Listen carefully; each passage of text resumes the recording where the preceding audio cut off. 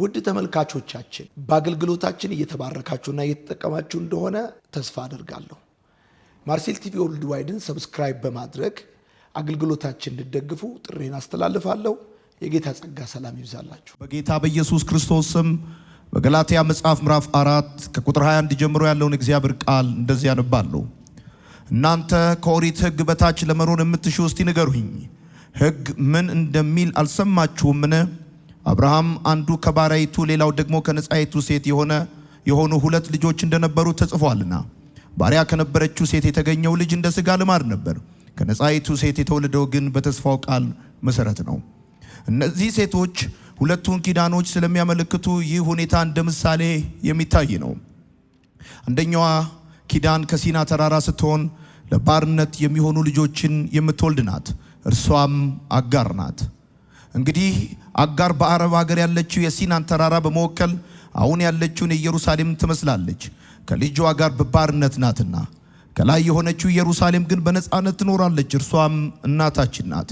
እንዲህ ተብሎ ተጽፏልና፣ አንቺ የማትወልጂ መካን ሆይ ደስ ይበልሽ፣ አንቺ ያመጠሽ የማታውቂ በእልልታ ጩሂ፣ ባል ካላት ይልቅ የብቸኛይቱ ልጆች በዝተዋልና። እንግዲህ ወንድሞች ሆይ እናንተም እንደ ይስሐቅ የተስፋው ቃል ልጆች ናችሁ።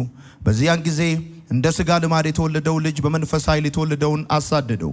አሁንም እንደዚያ ሆነው። ነገር ግን መጽሐፍ ምን ይላል? ባሪያይቱን ከልጇ ጋር አስወግዳት፣ የባሪያይቱ ልጅ ከነጻይቱ ልጅ ጋር አይወርስምና ይላል። ስለዚህ ወንድሞች ሆይ እኛ የነጻይቱ እንጂ የባሪያይቱ ልጆች አይደለንም። ከፍ እናድርግ መጽሐፋችንን። ካልያዝን ቀኝ እጃችንን ከፍ እናድርግና እኔ የምለውን ከኔ ጋር እንላለን። እግዚአብሔር ሆይ አመሰግናለሁ፣ ቃልህን እወደዋለሁ፣ ካንተም እማራለሁ። የበዛ ሰላም፣ የማይወሰድ ደስታ፣ የድል ሕይወት ዛሬም ነገም ለዘላለም አለኝ። አሜን።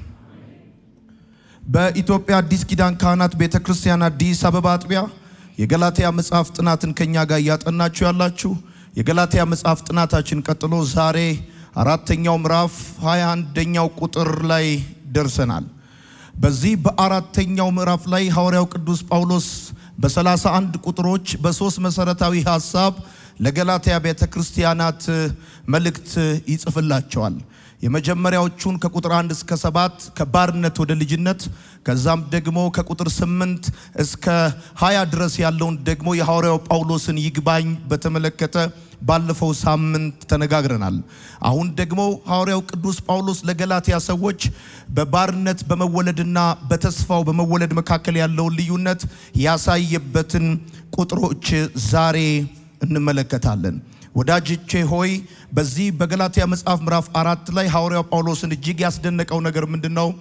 እግዚአብሔርን ካወቁና በተለይም ደግሞ በእግዚአብሔር ከታወቁ በኋላ በባህሪያቸው አማልክት ያልሆኑትን ከዚህ በፊት ያመልኩ እንደነበረ፣ አሁን ግን የጸጋውን ክብር ከቀመሱና እግዚአብሔርን ካወቁ በተለይም በእግዚአብሔር ከታወቁ በኋላ እንደገና ወደዛ ወደማይጠቅምና ወደ ደካማ ትምህርት እንዴት ሊመለሱ እንደቻለ ጥያቄ እንደፈጠረበትና መገረም እንደተሞላ ሐዋርያው ቅዱስ ጳውሎስ በዚህ በገላትያ መጽሐፍ ምዕራፍ 4 ላይ ባለፈው ሳምንት ተመልክተናል።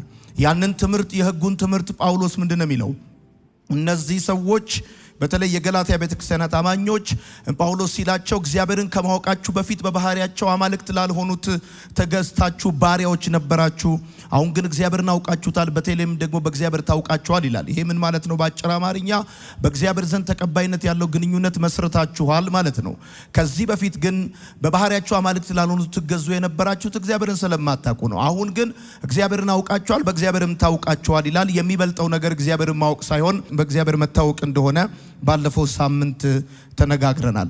እና ጳውሎስን የገረመው ነገር ምንድነው? እግዚአብሔርን ካወቁና በተለይም በእግዚአብሔር ከታወቁ በኋላ ወደዚያ ወደ ደካማና ወደማይጠቅም ትምህርት መመለሳቸው በጣም አስገርሞታል። እንዴት ሊያስገርመው ቻለ ብላችሁ ከጠየቃችሁ ያ ትምህርት የሚለው የሙሴን ትምህርት ነው፣ የሕጉን ትምህርት ነው የሚለው። ደካማና ማይጠቅም ይላል። ትምህርቱ ለምንድነው ደካማና ማይጠቅም የተባለው? የሰውን ልብ በመለወጥ ረገድ ያልተሳካለት ትምህርት እንደሆነ በመረጋገጡ ምክንያት ደካማና ማይጠቅም ትምህርት ብሎ ይለዋል። ያ ትምህርት ፍርሃት እንጂ ፍቅር አያውቅም። ያ ትምህርት ስራን መሰረት ያደረገ ግንኙነት የነበረው ትምህርት ነው። ስለዚህ ባለፈው ሳምንት የተማርነው በጣም መሰረታዊ ጉዳይ ምንድነው? አንዱና ዋነኛው ስራን መሰረት ያደረገ ግንኙነት ያላቸው ባሪያና ጌታ እንጂ አባትና ልጅ አይደሉም ነው። እኛ ልጆች ከሆን ከአባታችን ጋር ያለን ግንኙነት ስራን መሰረት ያደረገ አይደለም ነው። የተካፈልነውን ዘር መሰረት ያደረገ ነው ያለን ግንኙነት። እሱ ብቻ አይደለም። ባለፈው ሳምንት እዚህ ካላችሁ እስከ ሰራ ድረስ የሚኖረው ባሪያ ብቻ ነው ብለናል። ስለዚህ ባሪያ ጌታውን የሚታዘዘው በፍርሃት ነው። ልጅ ግን አባቱን የሚታዘዘው በፍቅር ነው።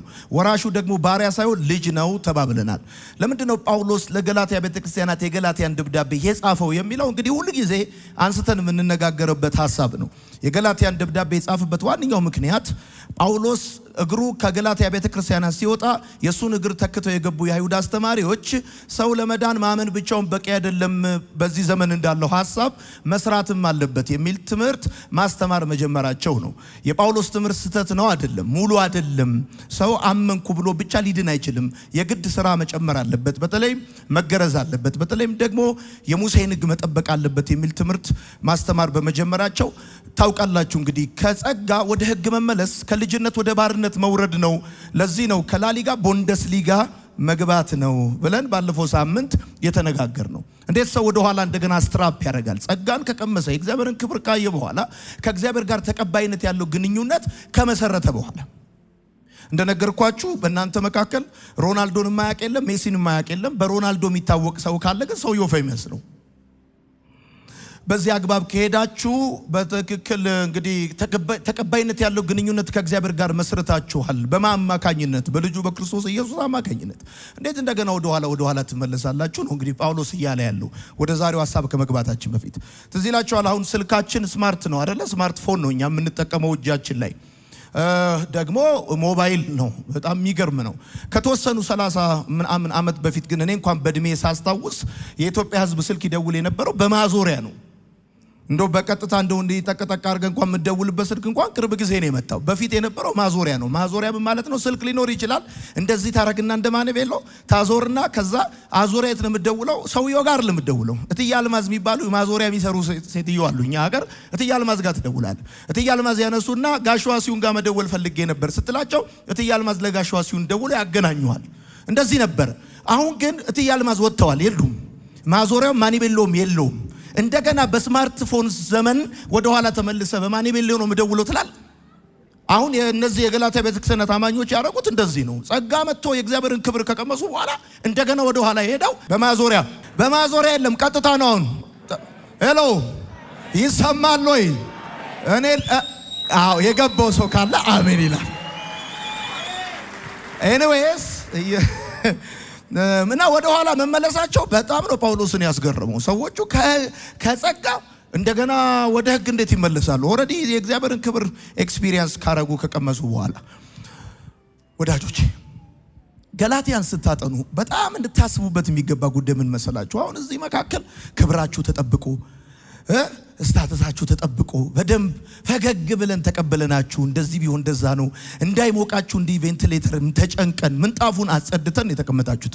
ይሄ ደብዳቤ የሚነበብላቸው ሰዎች ግን በተለይ አሕዛብ ክርስቲያን እዚህ ቤተ ክርስቲያኑ ሰከንዳንድ ክርስቲያን ሰልባጅ ክርስቲያን ተደርገው አይሁድ ክርስቲያኖች ደግሞ ራሳቸውን ፈርስት ክላስ ሲቲዝን ቢዝነስ ክላስ አርገው ልዩነት የተፈጠረበት ቤተ ክርስቲያን ነው ይሄ የሚነበበው። እና ጳውሎስ ደብዳቤውን ሲጽፍላቸው በክርስቶስ ኢየሱስ ያገኙትን መብት ለአሕዛብ ክርስቲያን ይነግራቸዋል። በክርስቶስ ኢየሱስ በማመናችሁ ምክንያት የእግዚአብሔር ልጆች ናችሁ፣ አካል ናችሁ፣ አንድ ናችሁ፣ ወራሾች ናችሁ ይላል። ይሄ ማለት አይሁዶች አድቫንቴጅ የያዙበትን ሐሳብ አፈረሰው ማለት ነው። በዚህ ጉዳይ ቆሞ አሚን የማይል የአሕዛብ ክርስቲያን አለ ብዬ አላምንም። ዛሬ እናት ማናት ብለን ትምህርት እንጀምራለን። ጻፉ። የዛሬው ትምህርት ርዕሳችን እናትህ ማናት የሚል ነው። እናትህ ማናት?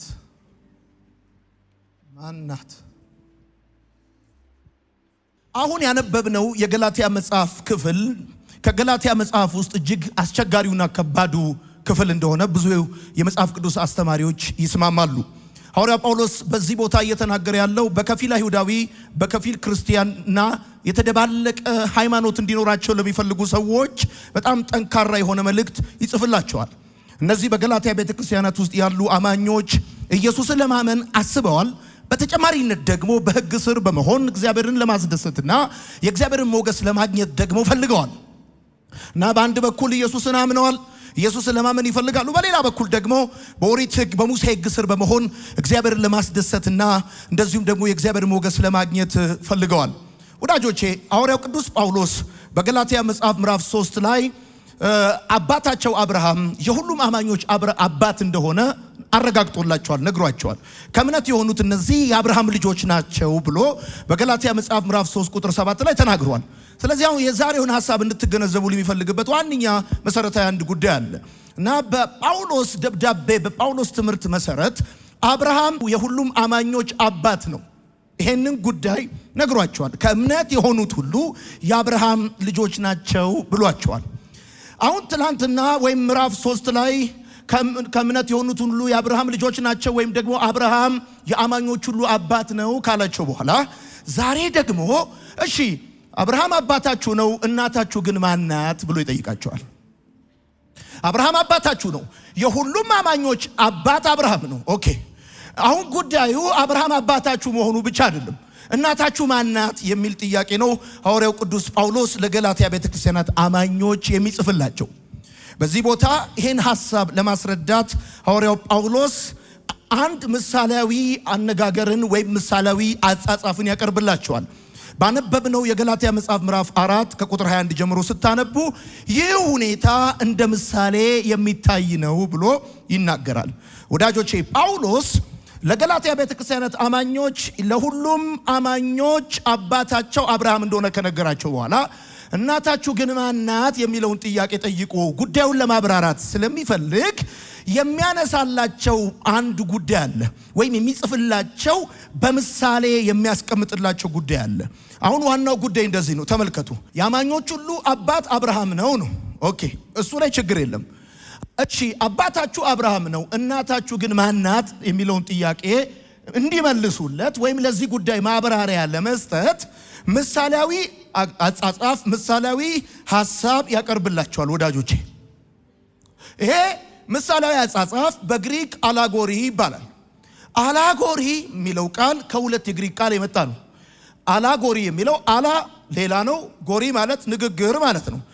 በቀላል አማርኛ ሌላ ንግግር ማለት ነው። አላጎሪ ማለት በቀላሉ ስትተረጉሙት ሌላ ንግግር ማለት ነው። ወይንም ደግሞ እዚያ ሌላ ነገር የሚናገርን አንድ ታሪክ እዚህ ለሚናገረው ሐሳብ ማብራሪያና ማስተማሪያ ማስረጃ አርጎ ማምጣት ማለት ነው። እዚያ ሌላ ነገር የሚናገርን አንድ ታሪክ ዘፍጥረት ላይ የሚናገርን አንድ ታሪክ እዚህ ያስተማረ ላለው እዚህ ሊናገር እዚህ ሊያስገነዝባቸው ለፈለገው ጉዳይ መጠቀሚያ አርጎ ምሳሌ አርጎ ማስረጃ አርጎ ማምጣት ማለት ነው። ሌላ ንግግር ማለት ነው። ስለዚህ በዚህ ቦታ ሐዋርያው ጳውሎስ የተናገረው የአብርሃም ቤተሰብን ጉዳይ በተመለከተ ነው። ይሄን የአብርሃም ቤተሰብን ጉዳይ የአብርሃም ቤተሰብ ጉዳይ ዘፍጥረት ላይ ራሱን የቻለ ታሪክ አለው፣ ራሱን የቻለ አውድ አለው የሚናገርበት ጉዳይ ማለት ነው። በትክክል ምሳሌው ይሄ ነው ማለት ሳይሆን ይሄ ጉዳይ እንደ ምሳሌ የሚታይ ነው ብሎ ነው የሚያወራው። ጉዳዩ ታሪኩ እዛ ሌላ የሚናገረው ነገር አለው፣ እዛ ዘፍጥረት ላይ ሌላ የሚያወራው ነገር አለው። ነገር ግን እኔ ከናንተ ጋር ለያስኩት ሙግት፣ እኔ ከናንተ ጋር ለያስኩት ክርክር ለማስረጃ ወይም ደግሞ ማብራሪያ ሆኖ ለማስተማሪያ ሆኖ ልጠቀምበት ይችላሉ ብላችሁ ካመጣችሁት አንድን ታሪክ ሌላ ቦታ ራሱን ችሎ የሚናገረው ነገር ያለውን ታሪክ ወደዚህ አምጥታችሁ ሐሳባችሁን ለማብራራትና ለማስገንዘብ የምትጠቀሙበት አጻጻፍ አላጎሪ ይባላል።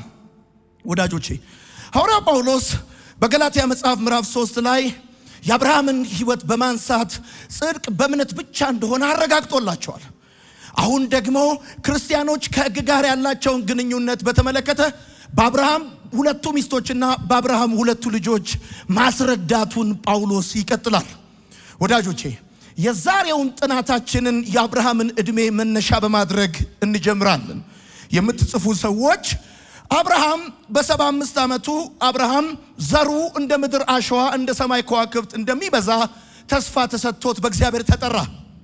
አሁን ጳውሎስ ጽድቅና ቅድስና በእምነት ብቻ እንደሆነ ከአባታቸው ከአብርሃም ሕይወት ማረጋገጫ ካቀረበላቸው በኋላ እነዚህ ሰዎች የዳኑት እነዚህ ሰዎች ወደ እግዚአብሔር መንግሥት የመጡትና በእግዚአብሔር ዘንድ ተቀባይነት ያገኙት በእምነት ብቻ እንደሆነ ሊነግራቸው የአብርሃምን ሕይወት ተናግሯል።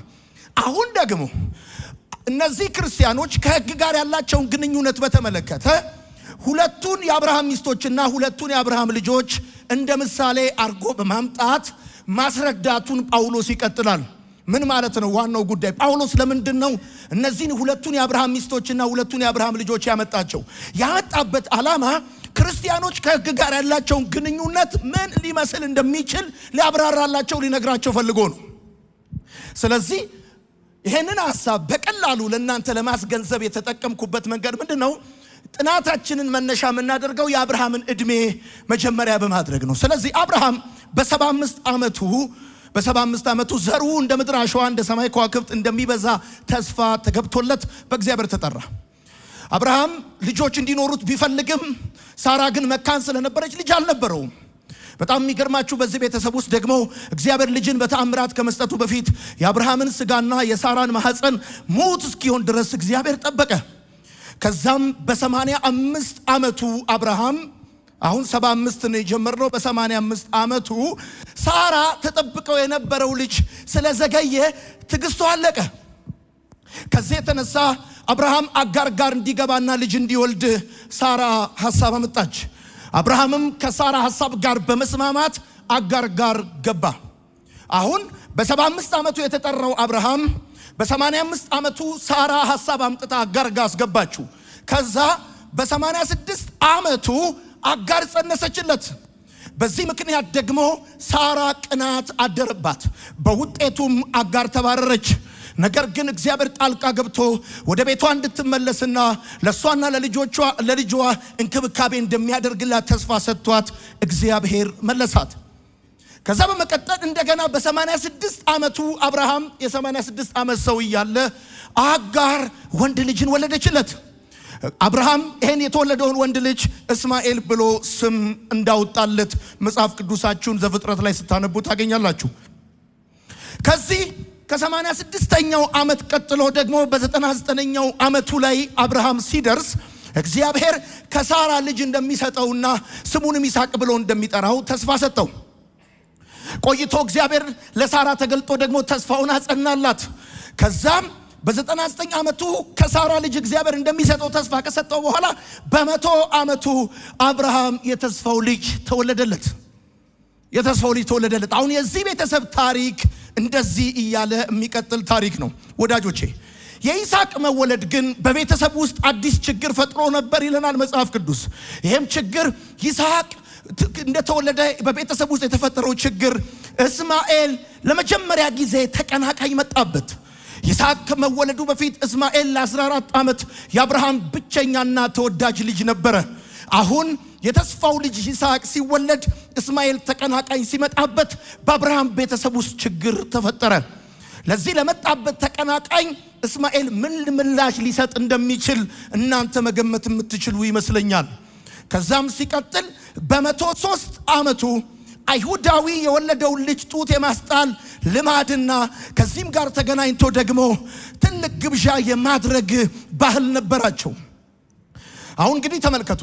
አብርሃም በ75 ዓመቱ ተጠራ። ከዛ በ85 ዓመቱ ሳራ ተስፋ የምታረገው ልጅ ስለዘገየ ትግስቱ አለቀ። ከዛም አጋር ጋር እንዲገባ ሐሳብ አመጣች። በ86 ዓመቱ አጋር ወንድ ልጅ ወለደችለት። ከዛም ቀጥሎ በ99 ዓመቱ ይስሐቅ ተወለደ። በ100 ዓመቱ በ99 ዓመቱ ተስፋ ተገባለት። ይስሐቅ በ100 ዓመቱ ተወለደ። ከዛ በ103 ዓመቱ ጡት ያስጥለው ነበረ፣ ግብዣ ተደርጎ ነበር ብሎ መጽሐፍ ቅዱስ ይነግረናል። በዚህ ግብዣ ላይ እስማኤል በተስፋው ልጅ በሆነው በይስሐቅ ላይ ያፌዝበትና በቤተሰብ ውስጥ ችግር መፍጠር እንደጀመረ የእግዚአብሔር ቃል ይነግረናል። ለዚህ ለተፈጠረው ችግር መፍትሄ የነበረው ደግሞ አንድ ብቻ ነበረ። እርሱም አጋርን ከልጇ ጋር ማባረር ነበረ። አሁን ተመልከቱ። ጳውሎስ ይሄን የዘፍጥረት ታሪክ አምጥቶ ነው ገላትያ መጽሐፍ ምዕራፍ 4 ላይ የዚህ ቤተሰብ ታሪክ አምጥቶ ለነዚህ ክርስቲያኖች ከሕግ ጋር ሊኖራቸው ስለሚገባው ግንኙነት ምን አይነት ግንኙነት እንዳላቸው ሊያስረዳቸው ምሳሌያዊ አቀማመጥ አምጥቶ ጳውሎስ የሚናገረው ወዳጆቼ። እንግዲህ አጋር ከልጇ ጋር ስትባረር አብርሃም አዝኖ ነው ያባረረው። ግን እግዚአብሔር ተባብሯል። የአጋርም መባረር የእስማኤልም መባረር እግዚአብሔርም ደግፎታል። ተባረሩ ወዳጆቼ። ይሄ የአንድ ቤተሰብ ችግር ብቻ ሳይሆን ይላል ጳውሎስ መንፈሳዊ ውክልና ያለው መንፈሳዊ መልእክት ያለው እንደ ምሳሌ ሊታይ የሚችል ታሪክ ነው ብሎ ጳውሎስ ለገላትያ ሰዎች ይነግራቸዋል። ስለዚህ ሐዋርያው ቅዱስ ጳውሎስ ለገላትያ ሰዎች በሚጽፍላቸው ጊዜ የዚህን ቤተሰብ መንፈሳዊ እውነታዎች በምሳሌነት አምጥቶ ያስቀምጣል። መንፈሳዊ እውነታዎቹ ምንድናቸው ብላችሁ ስትጠይቁ ሁለቱ ሚስቶቹ ሁለቱን ኪዳኖች የሚወክሉ ሲሆኑ ሁለቱ ልጆቹ ደግሞ ሁለቱን ልደቶቻችንን የሚወክሉ ናቸው ብሎ ይላል። ጻፉ። ሁለቱ ሚስቶቹ ሁለቱን ኪዳኖች የሚወክሉ ናቸው። የመጀመሪያው የሲናን ቃል ኪዳን የሚወክል ሲሆን ሁለተኛው የአብርሃምን ቃል ኪዳን የሚወክል ነው። አሁን ሐዋርያው ጳውሎስ ለገላትያ ሰዎች ሲጽፍላቸው እንደዚህ ይላል። የአብርሃም ሁለቱ ሚስቶች ሁለቱን ኪዳኖች የሚወክሉ ናቸው ይላል። እነዚህ ሁለቱ ሚስቶቹ አጋርና ሳራ ማለት ነው። አጋር የሲናውን ቃል ኪዳን ስትወክል፣ ሳራ ደግሞ የአብርሃምን ቃል ኪዳን ትወክላለች ብሎ ይናገራል። ከዛ በመቀጠል ሁለቱ ልጆቹ ደግሞ እስማኤልና ይስሐቅ ማለት ነው ሁለቱን ልደቶቻችንን የሚወክሉ ናቸው ብሎ ይላል። የመጀመሪያው ኃጢአተኛ የሆንበት የሥጋ ልደታችንን የሚወክል ሲሆን ሁለተኛው ደግሞ የእግዚአብሔር ልጆች የሆንበትን መንፈሳዊ ልደታችንን የሚወክል ነው ይላል። የይስሐቅን ጉዳይ ይስሐቅን የእግዚአብሔር ልጆች የሆንበትን መንፈሳዊ ልደታችንን ይወክላል ሲል ይስሐቅን፣ እስማኤልን ደግሞ ኃጢአተኛ የሆንበትን ሥጋዊ ልደታችንን ይወክላል ብሎ ሐዋርያው ጳውሎስ ለገላትያ ሰዎች ያስቀምጥላቸዋል። አሁን ጳውሎስ እንደዚህ ይላል። ሁለቱ ሚስቶቹ የሁለቱ ኪዳን ምሳሌዎች ናቸው፣ ውክልና ይይዛሉ። ሁለቱ ልጆቹ ደግሞ የሁለቱ ልደቶቻችን ምሳሌ ናቸው። እንደ ሥጋ ፍቃድ የተወለድንበት ወይም ኃጢአተኛ የሆንበትን የሥጋ ልደታችንን የእስማኤል ያደረገውና ከዛ በኋላ ደግሞ የእግዚአብሔር ልጆች የተደረግንበትን መንፈሳዊ ልደታችንን የይስሐቅ አድርጎ ለገላትያ ሰዎች ያቀርብላቸዋል። አሁን ቀጥለን የምናየው ነገር ምንድን ነው? ይስሐቅ የተወለደው በእግዚአብሔር ኃይል ነበረ። እግዚአብሔር አምላክ ለአብርሃምና ለሳራ ልጅ ከመስጠቱ በፊት 25 ዓመት እንዲቆዩ ያደረጋቸው በዓላማ ነው። ይስሐቅ የተወለደው እምነትን ከሚወክለው ከአብርሃምና ጸጋን ከምትወክለው ከሳራ ነበረ። ይስሐቅ የተወለደው እያንዳንዱ እውነተኛ ክርስቲያን በሚወለድበት በዚያ መንገድ ነው። እያንዳንዱ እውነተኛ ክርስቲያን የሚወለደው ደግሞ ጸጋው በእምነት አድኗችኋል በሚለው በኤፌሶ መጽሐፍ ምዕራፍ 2 ቁጥር 8 እስከ 9 ባለው ሐሳብ መሰረት ነው። ስለዚህ ጳውሎስ ለገላትያ ሰዎች በሚጽፍላቸው ሐሳብ ውስጥ ይስሐቅን በተመለከተ ሲናገር፣ ይስሐቅ ወዳጆቼ በደንብ አድርጋችሁ ስሙኝ። እግዚአብሔር አምላክ በ75 ዓመቱ ለአብርሃም ተስፋ ከገባለት በኋላ 100 ዓመት እስኪሞላው የጠበቀው ለምንድን ነው ሲባል መጽሐፍ እንደሚናገረው የሞተ ሰው ከሚመስለው አንድ አብርሃም፣ ሙት ከሆነው ከሳራ ማህፀን 2። ስለዚህ ይስሐቅ ማለት እግዚአብሔር ሲደመር አብርሃምና ሳራ ማለት ሳይሆን እግዚአብሔር ብቻ ማለት ነው። ሙት ከሆነው አውት ኦፍ ባዮሎጂ ከሆነው የነሱ ኮንትሪቢዩሽን የነሱ አስተዋጽኦ የሌለበት ልጅ ነው። የእግዚአብሔር ነፃ ስጦታ፣ የእግዚአብሔር ነፃ ቸርነት ነው፣ ደግነት ነው። ሰዎቹ የመውለጃ ዘመናቸው አልፏል ወዳጆቼ። በ75 ዓመታቸው ተስፋ ሰጥቷቸው ከዘራ ይዘው እስኪንቀጠቀጡ ድረስ ያደረሳቸው ሳሊቬሽን ዊዛውት ዩር ኮንትሪቢዩሽን እንደሚሆን ሊመጣ ላለው ለዛ ጉዳይ ጥላ ስለሆነ ነው። ሄሎ አብርሃምን ያስረጀው ለዛ ነው። ስለዚህ ይስሐቅ ማለት አብርሃምና ሳራ ሲደመሩ እግዚአብሔር ማለት ሳይሆን ይስሐቅ ማለት እግዚአብሔር ብቻ ማለት ነው። ይሰማል ወይ ማወራው ነገር? ዕብራውያን ለዚህ ነው የሚናገረው ሙት ከሆነው ከሳራ ማህፀን የሞተ ሰው ከሚመስለው ከአብርሃም እንደ ሰማይ ከዋክብት እንደ ምድር አሸዋ አለ። ለዚህ ነው ያስጠበቃቸው። ሄሎ ለዚህ ነው ያስጠበቃቸው። ስለዚህ ኤፌሶን መጽሐፍ ምዕራፍ 2 ቁጥር 8 ምን ይላል? በእምነት በጸጋ ድናችኋልና። ይስሐቅ የተወለደው እምነትን ከሚወክለው ከአብርሃምና ጸጋን ከምትወክለው ከሳራ ነው። እያንዳንዱ ክርስቲያን የተወለደው ደግሞ ጸጋው በእምነት አድኗችኋል ነው የሚለው። ስለዚህ ትክክለኛው የኔና የናንተ የመንፈሳዊ ልደታችን ኤግዛክት ምሳሌ ማን ነው ካልከ ይስሐቅ ነው። ለምን? ይስሐቅ ማለት የእምነትና የጸጋ ውጤት ነው ማለት ነው። አብርሃም አመነ፣ እምነቱም ጽድቅ ሆነ ተቆጠረለት። የሌለን እንዳለ አድርጎ በሚጠራ ለሙታን ሕይወትን በሚሰጥ ባመነበት በአምላክ ፊት አብርሃም የብዙዎች አባት ሆነ። ወዳጆቼ የይስሐቅ መወለድ ለቤተሰቡ ደስታ እንዳመጣ ደህንነት ላማኙ ብቻ ሳይሆን በዙሪያ ላሉ ሰዎችም ደስታን የሚያስገኝ ጉዳይ ነው። እንደምታስታውሱት አንድ እውነት ነግራቸዋለሁ። አሮጌው ተፈጥሯችን በእኛ ላይ ችግር እንደሚፈጥር እስማኤል በይስሐቅ ላይ ችግር ፈጥሮበት ነበር። አሮጌው ተፈጥሯችን ሁለንተናችን ለክርስቶስ በመስጠት አዲሱን ተፈጥሯችን እስኪለብስ ድረስ ችግር እንደማይፈጥር ሁሉ እስማኤልም በአብርሃም ቤት ለ14 ዓመት ሲኖር ይስሐቅ እስከሚወለድ ችግር አልፈጠረም ነበር። እስማኤል በአብርሃም ቤት 14 ዓመት ኖሯል። አንድም ቀን ረብሾ አያውቅም። እስማኤል መረበሽ የጀመረው የተስፋው ልጅ ሲወለድ ነው። ይስሐቅ እዛ ቤት ውስጥ የገባው በባዮሎጂ ኮንትሪቢዩሽን አይደለም። ይስሐቅ ማለት የእግዚአብሔር ጸጋ፣ የእግዚአብሔር ስጦታ ማለት ነው። እምነትና ጸጋ ሲደመሩ ያመጡት ልጅ ማለት ነው። ስለዚህ በቤት ውስጥ ግሬስ ወክ ሲያደርግ፣ ፌዝ ወክ ሲያደርግ ስጋ ሪያክት ያደርጋል፣ ኢነሚ ይሆናል፣ ጠላት ይሆናል። የሰማኝ ሰው ካል ሁልጊዜም ለዚህ ነው ታውቃላችሁ፣ መንፈሳችሁ አክቲቭ ሲሆን፣ ውስጣችሁ አክቲቭ ሲሆን ስጋችሁ ይረብሻል። ስጋችሁ መንፈሳችሁ እስካልተነቃቃና ከእግዚአብሔር ጋር ኮኔክት እስካላረጋችሁ ድረስ አይረብሽም። ለዚህ ነው መጸለይ ስትጀምሩ ውጊያም ይበዛባችሁ። መጸለይ ማከልከል እንደ እግዚአብሔር ሐሳብ ወክ ማድረግ ስትጀምሩ የውጫችሁ ሳይሆን የውስጣችሁ ማንነት ፈንክሽናል መሆን ሲጀምር ስጋ ይረብሻል። ለምን? በደም ስሙ አሮጌው ተፈጥሯችን ሁለንተናችን ለክርስቶስ በመስጠት አዲሱን ተፈጥሮ እስከሚለብስ ድረስ ምንም ችግር እንደማይፈጥር እስማኤልም ይስሐቅ እስከሚወለድ ድረስ በቤት ውስጥ ጨዋ ልጅ ነበር። ወዳጆቼ በአጋርና በሳራ መካከል ያለው ግጭት በጸጋና በሕግ መካከል ያለው ግጭት ይመስላል። በእስማኤልና በይስሐቅ መካከል ያለው ግጭት በስጋና በመንፈስ መካከል ያለው ግጭት ይመስላል። የዛሬውን ዋንኛውንና መሰረታዊን ሐሳብ አሁን ልናገር ነው ወዳጆቼ።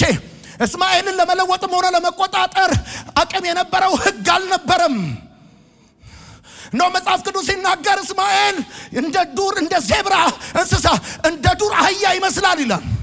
ገብቷል? እና እስማኤልን ለመለወጥም ሆነ ለመቆጣጠር አቅም የነበረው ኃይል አልነበረም። ለይስሐቅ ደግሞ አንዳችም ሕግ አላስፈልገውም ነበር። መጽሐፍ በዘፍጥረት መጽሐፍ ምዕራፍ 16 ቁጥር 12 ላይ ሲናገር እስማኤል ይላል የዱር አህያን ይመስላል ይላል።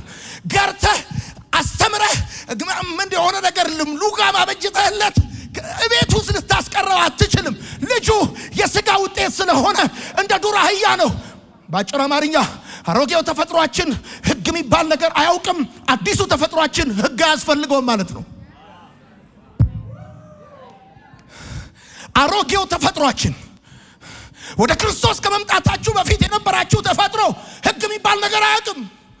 ተው ብትለውም ባትለውም መለወጥ የሚባል ነገር አያውቅም። እኔ ይሄ ሐሳብ ካልገባችሁ ጳውሎስ ሊነግራችሁ የፈለገው ነገር የሚስታረጉታላችሁ።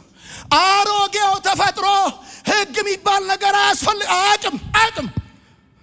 ለምን? እስማኤል የዱር አህያን ይመስላል። ዜብራ በለው በቃ ዜብራ ላይ ተው ሲያምር ከለሩ ራሱ ግን ዜብራን አስለምደህ ጭነህበት የቤት ልታረቀው አትችልም። ሕግ የሚባል ነገር አያውቅም። እስማኤል የሥጋ ልደታችን ምሳሌ ነው። ብራዘር ይሰማሃል ወይ? ሥጋ የሚባለው ነገር ሕግ የሚባል ነገር አያውቅም። ኦኬ። ይስሐቅ ደግሞ ሕግ የሚባል ነገር አያስፈልገውም። ስለዚህ በሌላ አማርኛ ምንድነው? አሮጌው ተፈጥሮ ሕግ የሚባል ነገር አያውቅም። አዲሱ ተፈጥሮ ደግሞ ሕግ አያስፈልገውም። ለምትሄዱ ዛሷይ ይስሐቅ በ20 ምናምን ዓመቱ አብርሃም በሰዋው መሰዊያው ላይ እግሩን ዘርግቶ የተኛው በሕግ አይደለም። እሺ፣ በሕግ አይደለም። ይስሐቅ መሰዊያው ላይ ሲተኛ ሕፃን ልጅ አልነበረም። ጩጬ አይደለም። አባቱ ሊወስዶ ሊሰዋ የነበረው ጎረምሳ ነው። ያደገ ራሱን መከላከል የሚችል ሽማግሌ አባቱን ከፍትሮ ሊጥል የሚችል ነበረ። ነገር ግን በፍቃደኝነት ራሱን አሳልፎ መሰዊያው ላይ ዘረጋለት። አብርሃም ሳይቸገር ይስሐቅ ተኝቶለታል። አብርሃም ቢላ ነሳና አንገቱ ላይ ያደረገ። ሄሎ፣ ኢየሱስንም እንደዚህ ነው። አንም አስገድዶ ሳይሆን ራሱ ፈቅዶ በመቀራኔው መስቀል ላይ ራሱን ሰጠ።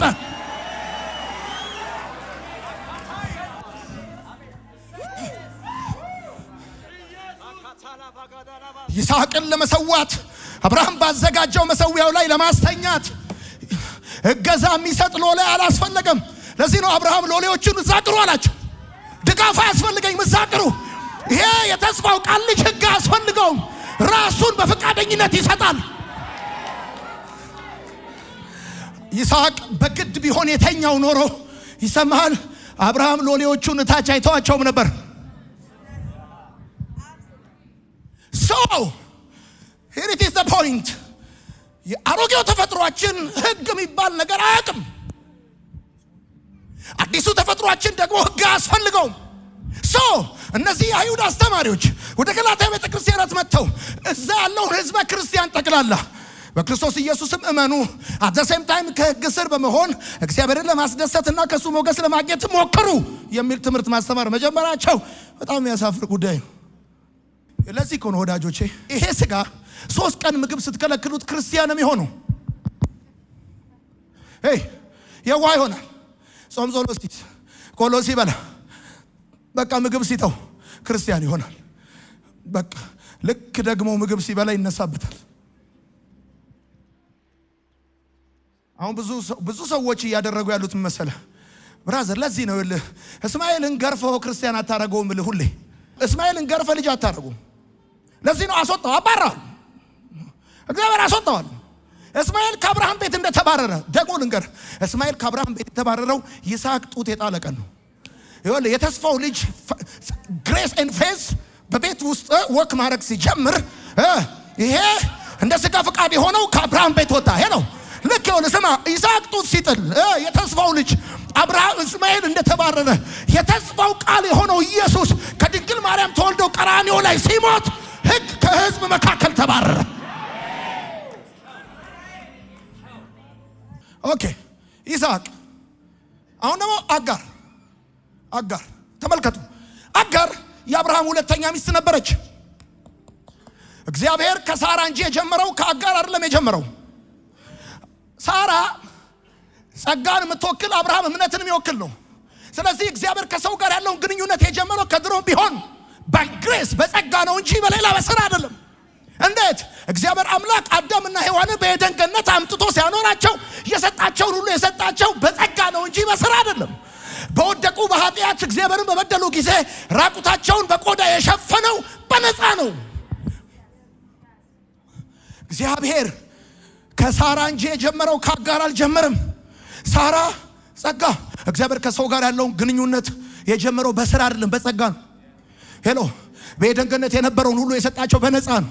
አሁን ኤቭሪቲንግ በነፃ ነው፣ በነፃ ነው። አጋር የአብርሃም ሁለተኛ ሚስት ነበረች ወዳጆቼ። አጋር ባሪያ ነበረች። በዚህ ክፍል ውስጥ እንኳን ከ5 ጊዜ በላይ ባሪያ ተብላ ተጠርታለች። የአብርሃም ሚስት ብትሆንም ባሪያ ነበረች። ሕጉ የተሰጠው ለአገልጋይነት ነበረ። ሕጉ ሞግዚት እንጂ አንድም ቦታ እናት ሆኖ አያውቅም። ሕግ ወደ ክርስቶስ የሚያደርስ ሞግዚታችሁ ነው ከተባለ ሕጉ ሞግዚት ከሆነ ወላጁ ሌላ ነው ማለት ነው። እዚህ ቤት ውስጥ አንድ ሴት ሕፃን አቅፋ እናቱ ነኝ ስትላት ሞግዚቱ ነኝ ካለች እናቱ ሌላ ነች ማለት ነው። በደንብ ተመልከቱ። አጋር የአብርሃምና የሳራ ያለማመን የድካምና የትዕግስት ማጣት ውጤት ነበረች። አጋር የአብርሃምና የሳራ ያለማመን የድካምና የትዕግስት ማጣት ውጤት ነበረች። አጋርን ወደ አብርሃም ቤት ያስገባት እግዚአብሔር አይደለም። አጋርን ወደ አብርሃም ቤት ያስገባት ቃል ኪዳን አይደለም። አጋርን ወደ አብርሃም ቤት ያስገባት የአብርሃምና የሳራ አለማመን፣ የአብርሃምና የሳራ ድክመት፣ የአብርሃምና የሳራ ትዕግስት ማጣት ነው። ስለዚህ አጋር በአብርሃም ቤት የቃል ኪዳን ውጤት ሳትሆን የሥጋ ውጤት ነች። የሥጋ ፍሬ ነች። የአብርሃም ያለማመን የድካምና የትዕግስት ማጣት ውጤት ነች። አጋር ውጤት ነች። አጋር ሁለተኛ አብርሃም ሚስት ነበረች። ሁለተኛ አጋር ባሪያ ነበረች። የአብርሃም ሚስትን ብትሆን ባሪያ ነበረች። ከዛ ሲቀጥል አጋር የወለደችው ባሪያ ነበረ። ጻፉ። አጋር የወለደችው ባሪያ ነበረ።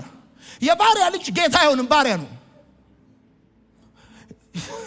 ለዚህ ነው መጽሐፍ ሲናገር ዘፍጥረት 16:2 ላይ እስማኤል እንደ ሜዳ አህያ ይመስላል ይላል። ማይ ጋድ በፍጹም ገዝታ ቤት አታስቀምጠውም፣ እንደ ሜዳ አህያ ይመስላል ይላል ወዳጆቼ። ስለዚህ በአጭር አማርኛ አሮጌው ተፈጥሯችንን ለመለወጥም ሆነ ለመቆጣጠር ብቃት ያለው ሕግ የለም እንደማለት ነው ወዳጆቼ። ምንም ተመልከቱ። አሁን የዛሬው ትምህርታችን እሺ አባታችሁ አብርሃም ነው፣ እናታችሁ ግን ማናት ነው? አጋርን እናትህ ማድረግ በባርነት ቀንበር ውስጥ መግባት ነው። አጋርን ሲጠቅሳት ምን ይላል? የሲና የአረብ ምድር የምድረ በዳዋ ብሎ ይላታል። በደም ተመልከት። ከቀድሞም የነበረው እምነት ነበር። አብርሃም አመነ፣ እምነቱ ጽድቅ ሆኖ ተቆጠረለት። በአብርሃምና በእግዚአብሔር መካከል የነበረው እምነት ነበረ። ከዛስ እስራኤል በግብፅ በባርነት ኖረ። ከዛ ከግብፅ ወጣ። በፋሲካው በግ አማካኝነት በምድረ በዳ በሲና ተራራ ሕግ ተጨመረ። ሕግ የተጨመረ እንጂ ከቀድሞም የነበረ አይደለም። አቤት! ሕግ የተጨመረ እንጂ ከቀድሞም የነበረ አይደለም። እንደዚሁ አጋር የተጨመረች እንጂ ከቀድሞም የነበረች አይደለችም። ስለዚህ አጋር የተጨመረች ከሆነ ልክ እንደዛ አጋር ስትወጣ at the same time ሕግ ይወጣል። አጋር የወለደችው ባሪያ ነበር። ወዳጆቼ በደም ተመልከቱ። አሁን ተመልከቱ። እኔ አጋር ተባረረች። አጋር እንድትባረር ሐሳቡን ያመጣችው ሳራ ነበረች። ከሐሳቡ ጋር የተባበረው እግዚአብሔር ነው። አሁን ተመልከቱ። ሳራ ሪፕሬዘንት የምታደርገው ማንን ነው ይላል? ጸጋ ነው። አጋር እንድትባረር ምን ሎ አጋር የምትወክለው ምንድነው? ሕግን። ሳራ የምትወክለው ምንድነው? ጸጋን። ስለዚህ ሳራ አጋር እንድትባረር ለአብርሃም ነገረችው፣ አስወጣት አለችው። ሁልጊዜም ወዳጆቼ በአንድ ቤት ውስጥ ሕግና ጸጋ፣ ስጋና መንፈስ አብረው ሊኖሩ አይችሉም። ወይም በሌላ አማርኛ በአንድ ቤት ውስጥ ሳራ፣ አጋር፣ እስማኤል፣ ይስሐቅ ሆነው ሊኖሩ አይችሉም። ብዙ ሰዎች የሚሞክሩት አጋርና ሳራን፣ እስማኤልና ይስሐቅን ለማስታረቅ ነው። ተቻችላችሁ ኑሩ ነው። ሳራ አንድ ሐሳብ አመጣች። አብርሃም ጋር ሄዳ አጋርን አባራት አለችው ከነ ልጇ። እግዚአብሔርም ከሐሳቡ ጋር ተስማማ። በአጭር አማርኛ አጋርና ሳራ አንድ ቤት ውስጥ ሊኖሩ አይችሉም። አጋርና ሳራ አንድ ቤት ውስጥ ሊኖሩ አይችሉም ማለት ሕግና ጸጋ አንድ ቸርች ውስጥ ትምህርት ሊሆኑ አይችሉም። ማይ ጋድ! አጋርና ሳራ አንድ ቤት ውስጥ ሊኖሩ አይችሉም ማለት አንድ ቤት ውስጥ ሕግና ጸጋ ሰኞና ማክሰኞ መድረክ እየቀየሩ ትምህርት ሊሆኑ አይችሉም። አንዱ ነው ቦታውን መያዝ ያለበት። ወይ ሕግ ይኖራል ወይ ጸጋ ይኖራል። የተባረረው ደግሞ ጸጋ ሳይሆን ሕግ ነው። እና እግዚአብሔር ዘፍጥረት መጽሐፍ ምዕራፍ 21 ከ9 እስከ 10 የሳራን የአጋርን መባረር ደግፏል። ለሚቴልዩ እስማኤል 17 ዓመት ከኖረበት ቤት ውስጥ ነው የተባረረው። 14 ዓመት ይስሐቅ እስከሚወለድ 3 ዓመት ይስሐቅ ጡት እስከሚጥል ኖሯል። በ17 ዓመት ሲሞላው ነው ያባረረው። በደንብ አድርጋችሁ ስሙኝ። አጋር ተባረረች። ልጇን ይዛ እንድትባረር ተደረገ። አጋርና እስማኤል አንዳንዴ የመጡ ይህን ቤተሰብ እንዲጠይቁ አልተፈቀደላቸውም። መለያየታቸው ለሁል ጊዜ ነበረ። አጋርና እስማኤል እዚህ ቸርች ከመጡ እንዳታስገቧቸው። ይገርማቸዋል። አጋርና እስማኤል ከአብርሃም ቤት ከወጡ በኋላ እንደወጡ ቀሩ ነው እንጂ የሚለው አልፎ አልፎ እየመጡ የአብርሃምን ቤተሰብ ይጠይቁ ነበር አይልም። መለያየታቸው ለሁል ጊዜ ነው። የሰማኝ ሰው ካለ ከዚህ ሁሉ በጣም ደስ የሚለው ነገር ደግሞ አጋር ድጋሚ አላገባችም። እግዚአብሔር አፋቶ ነው የገደላት። አጋር ድጋሚ አላገባችም። ይሄ ማለት እግዚአብሔር ድጋሚ ሕግን ለየትኛውም ሕዝብ አልሰጠም ማለት ነው። የከብዛ ገብቷል። አንተ አጋር ድጋሚ አላገባችም። አጋር ድጋሚ አላገባችም ማለት እግዚአብሔር ድጋሚ ሕግን ለየትኛውም ሕዝብ አልሰጠም ማለት ነው። አጋር እየመጣች አብርሃምን ቤት አትጎበኝም ነበር። ለአንዴና ለመጨረሻ ጊዜ ነው የተለያዩት። ብራዘር አሁን ገላትያን ስናነበው የጳውሎስ መልእክት ምን ማለት እንደሆነ ፍንትው ይልላቸዋል። በደም ተመልከቱ። በ75 ዓመቱ ጠራው፣ ተስፋ ሰጠው። በ85 ዓመቱ ትዕግስቱ አለቀ። በ86 ዓመቱ ከአጋር ልጅ ወለደ። በ99 ዓመቱ እንደገና ከሳራ ልጅ እንደሚሰጠው ነገር። በነገራችን ላይ ተመልከቱ፣ ተስፋን የሰጠ የታመነ እንደሆነ ስለቆጠረች ሳራ እንኳን የመውለጃ ወራቷ ባለፈ ጊዜ ለመጸነት በእምነት ኃይልን በምን እደግመዋለሁ፣ ተስፋን የሰጠ የታመነ እንደሆነ ስለቆጠረች። አቤት! ሙት ከሆነው ከሳራ ማህፀን ምን ማለት ነው? አውት ኦፍ ባዮሎጂ ከሆነው ምንም እንቁላል ከሌለው ከሳራ ማህፀን አይደል ተስፋን የሰጠ የታመነ እንደሆነ ስለቆጠረች ወለጃ ወራቷ ካለፈ በኋላ ሳራ በእምነት ለመጸነስ ኃይልን በምን ኦኬ። ስለዚህ ይስሐቅ የተወለደው እምነትን ከሚወክለው ከአብርሃምና ጸጋን ከምትወክለው ከሳራ ነው። አጋር ደግሞ ማን ነው? እስማኤል ደግሞ እንዴት ነው የተወለደው ብላችሁ ከጠየቃችሁ እስማኤል ደግሞ የተወለደው ያለማመን የድካምና የትዕግስት ማጣት ውጤት ነው። እስማኤል ባጭር አማርኛ የሥጋ ውጤት ነው እስማኤል። ለዚህ ነው እግዚአብሔር አብርሃም በእስማኤል በኩል ባርከኝ ሲለው እግዚአብሔር ነው ያለው። እግዚአብሔር አብርሃም እንደዚህ ያለው አንድ ልጅህን አልከለከልከኝም አለው። ልጅ ተብሎ ከተቆጠረ የሚቆጠረው የሥጋ ውጤት ሳይሆን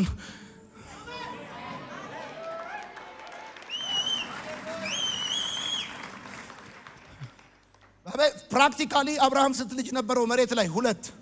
አንዱ እንደ ሥጋ ፍቃድ፣ አንዱስ እንደ መንፈስ ፍቃድ። ሄሎ እግዚአብሔር ግን ሲቆጥር ምን አለ? አንድ ልጅህን።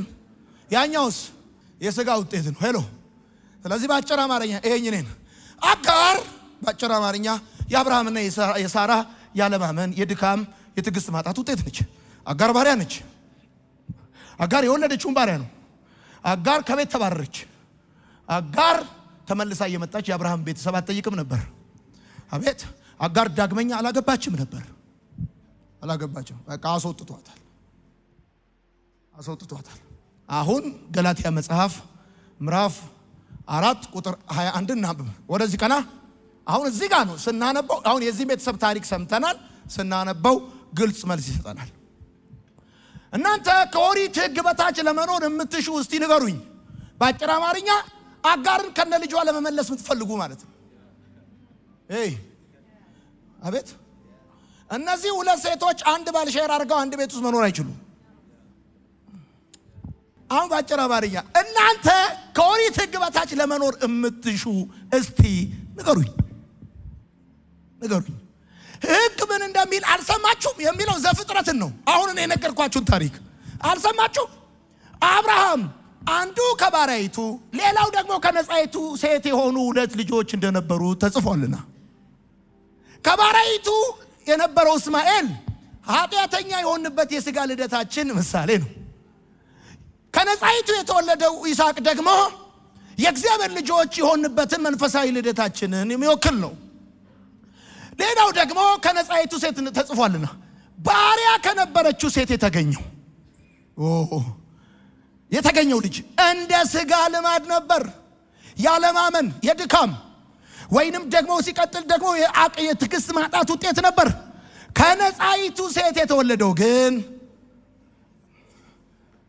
ከመጀመሪያ ከሳራ ከቤቷ እመቤት የተወለደው ግን በተስፋው ቃል መሰረት ነው። ከዛስ እነዚህ ሴቶች 2ቱን ኪዳኖች ስለሚያመለክቱ 2ቱ ኪዳኖች እነማን ናቸው? የሲናው ቃል ኪዳንና የአብርሃም ቃል ኪዳን ነው።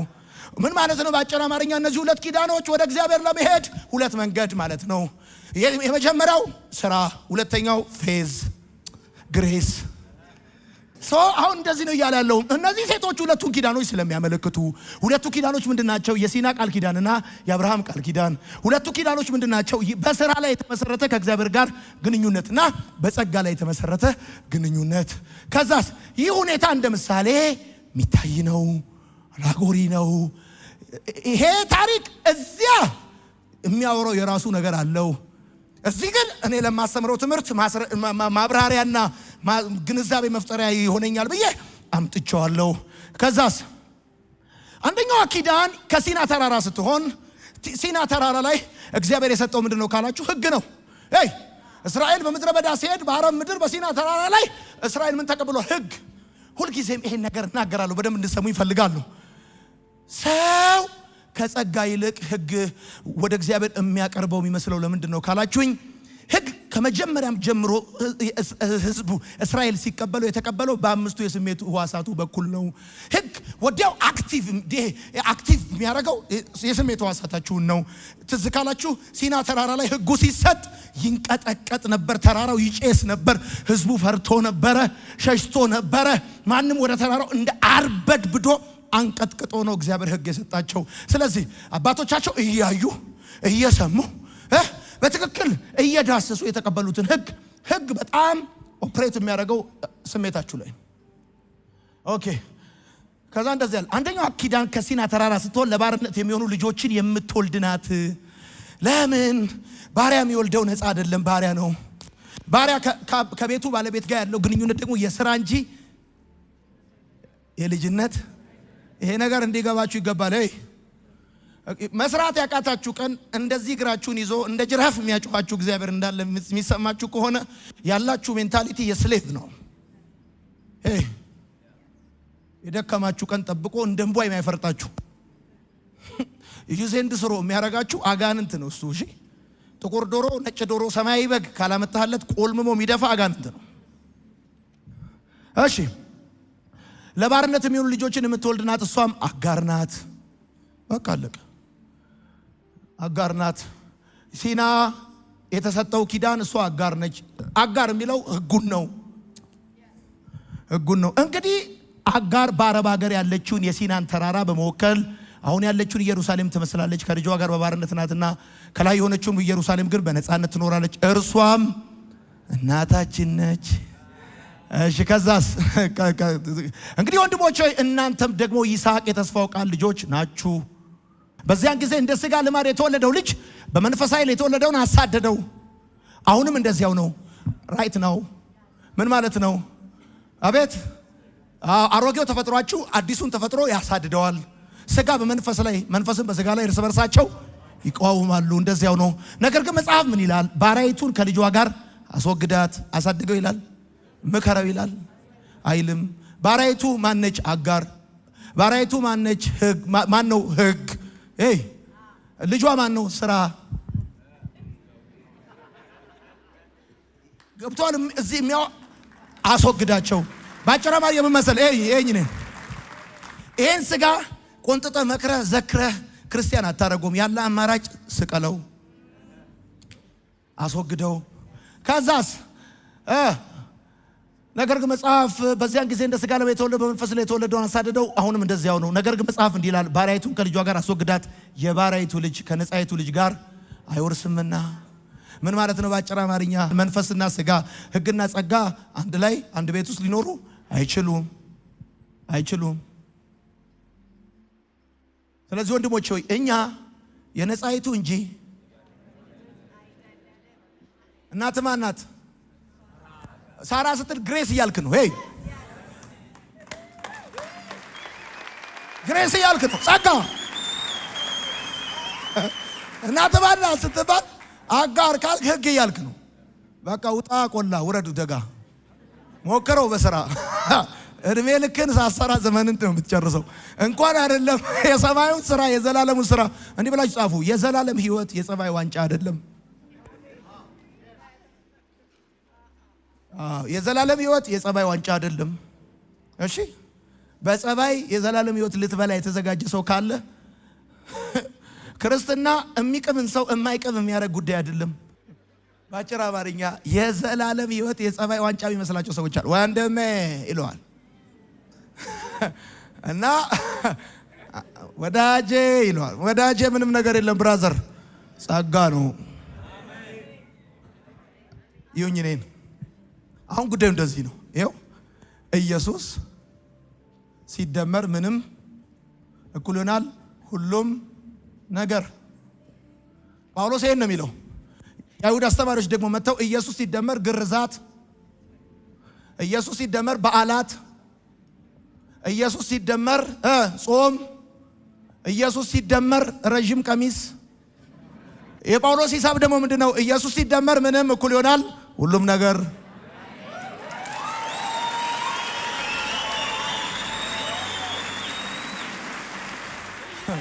በነገራችን ላይ ለዚህ ነው ታውቃላችሁ፣ በዘፍጥረት መጽሐፍ ላይ መጽሐፍ ሲናገር የሴቲቱ ዘር ነው የሚለው።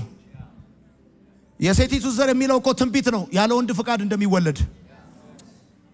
በየትኛውም ዘመን ልጅ በአባት እንጂ የሚጠራው በሴት ተጠርቶ አያውቅም። the only place ዘፍጥረት ላይ ብቻ ነው የሴቲቱ ዘር የሚለው። ይሄ ማለት ያለ ወንድ ፍቃድ እንደሚወለድ ትንቢት ነው። ስለዚህ በአጭር አማርኛ ምንድነው እየተባለ ያለው? በነገራችን ላይ ማርያም ራሱ ኢየሱስን ስትወልደው ያለ ወንድ ፍቃድ ነው። that's grace። ምንም አስተዋጽኦ የለም ብራዘር። መለኮት ተአምራቱን አድርጓል። ዞሮ ዞሮ አሁን እንደዚህ ነው። ኢየሱስ ሲደመር ምንም ነው። በቃ ምንም። አሁን እኛ ክርስቲያኖች እንዲህ ነው። ምንም አያስፈልገን። አቤት ያ ሰው ያታችሁታ ከእግዚአብሔር ጋር ያለን ግንኙነት ኮዝ ኤንድ ኢፌክት ላይ የተመሰረተ አይደለም። በምክንያትና በመርህ ላይ የተመሰረተ አይደለም። በሳምንት 2 ጾማለሁ፣ አስራቴን ሰጣለሁ፣ እንደዚህኛው ሸቃባ ሰውዬ ስላላረከኝ አመሰግናለሁ አለ። መጽሐፍ ምን አለ? ከሁለቱ ማን ጸደቀ አለ? ያኛውስ እኔ ኃጢአተኛውን ይደቃ ነበር አለ። አስራት ሳይሆን ኢየሱስ ሲደመር አስራት ተበላ፣ መባ ተበላ፣ የሆነ ነገር ተበላ። ኢየሱስ ሲደመር ምንም ነው የዘላለም ሕይወት።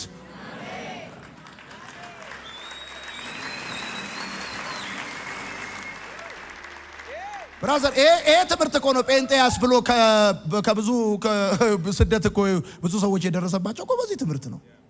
ኢየሱስ ላይ ስራ ከጨመርክማ ይሄ ጉዳይ እንደዚህ። በአጭር አማርኛ የምታውቁ ከሆነ ደግሞ ጸጋንና ሕግን ለመቀላቀል መሞከር ዘይትና ውሃን መቀላቀል መሞከር ለዘላለም አይቀላቀልም። ሕግና ጸጋን እቀላቅላለሁ ካልክ እየቀላቀልክ ያለው ዘይትና ውሃን ነው። ዘይቱ ተንሳፎ ቁጭ ይልላል።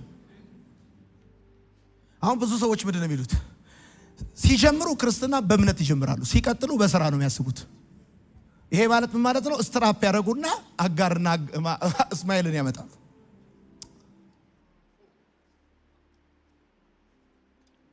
በነገራችን ላይ ወዳጆቼ እግዚአብሔር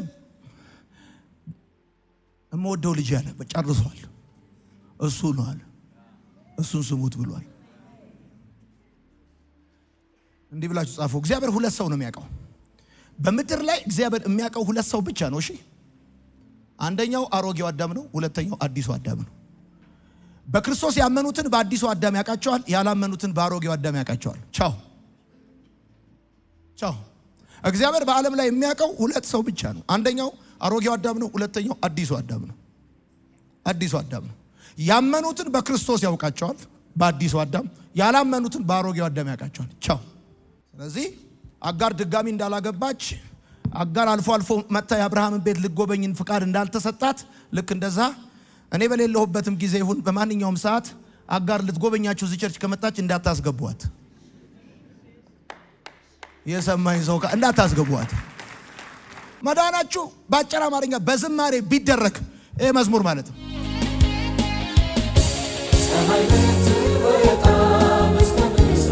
በስተምስራቅ በኩል በስተምዕራብ ብትሆን ማንም አይገረምም በእነዚህ ድርጊቷ ነው። ከጥንት ፍጥረቷ አንድ ቀን በደቡብ ብትወጣ ሲመሽባት ደግሞ ያኔ እንግዳ ነገር ነው።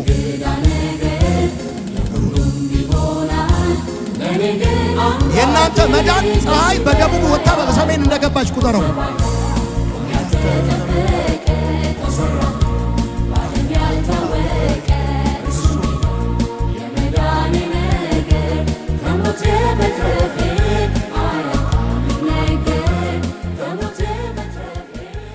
በቃ ይኸው ስሙኝ። የመዳናችሁ ጉዳይ በአጭር አማርኛ ፀሐይ በደቡብ ወጣ በሰሜን እንደገባች ቁጠሩት። የኔና እናንተ መዳን እንደዚህ እንዴት ብለህ ሳትሰራ ሰርቶልህ። አውቶማቲክ መኪና ወደዚህ ሀገር ሲገባ ደላላ በጠቅላላ አውቶማቲክ መኪና ስሙን አጠፋው። አቤት ትዝ ይላችኋል። የሆነው አውቶማቲክ ማኑዋል ነበር የተለመደው። በቃ ሽመና ነው። ይሄን ስቲክ ትይዛለህ፣ ከዛ በኋላ ፍሬም ፍሪ ሲሆን እየረክ ሽመና ነው በቃ።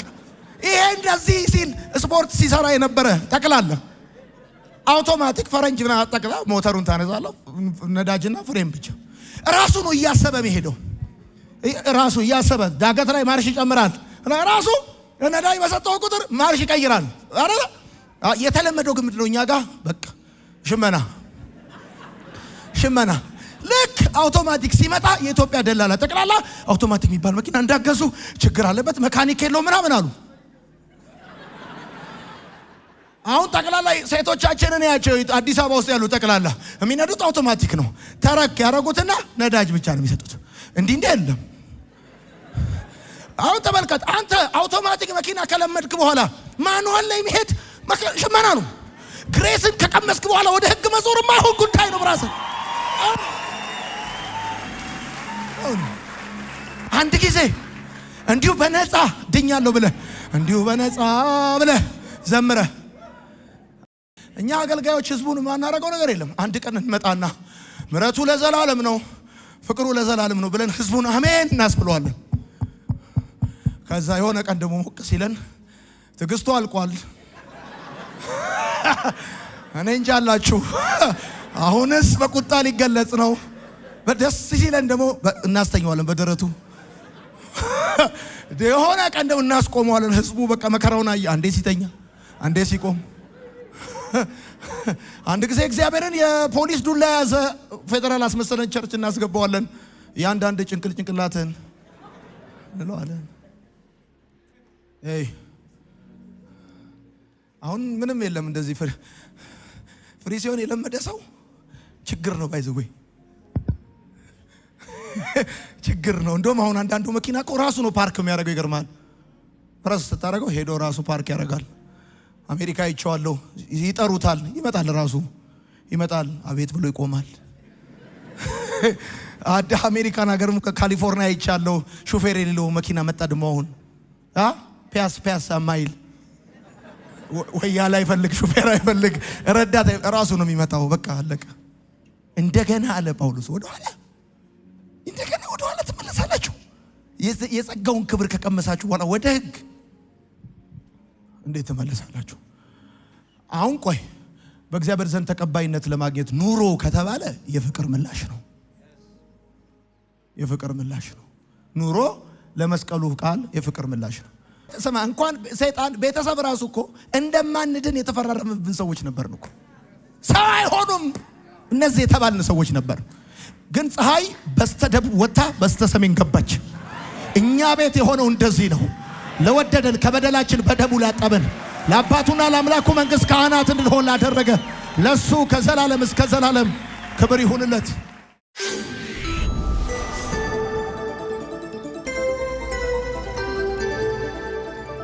ወንጌል ይለውጣል። ውድ ተመልካቾቻችን በአገልግሎታችን እየተባረካችሁና እየተጠቀማችሁ እንደሆነ ተስፋ አደርጋለሁ። ማርሴል ቲቪ ወርልድ ዋይድን ሰብስክራይብ በማድረግ አገልግሎታችን እንድትደግፉ ጥሬን አስተላልፋለሁ። የጌታ ጸጋ ሰላም ይብዛላችሁ።